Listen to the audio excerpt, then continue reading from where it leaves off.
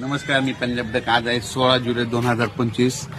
ज्या ज्या ठिकाणी असं तांबडा आभाळ झालेलं आहे की समजायचं 72 घंट्यामध्ये त्या ठिकाणी पाऊस येणार. आणि आज आहे 16 जुलै 2025. तर आज 2 वेळेस अंदाज दिलेला आणि योगायोगाने ही बघा तुम्ही, असा आभाळ झाल्याच्या नंतर पाऊस येतो का नाही हे तुम्हाला लाईव्ह दिसत आहे.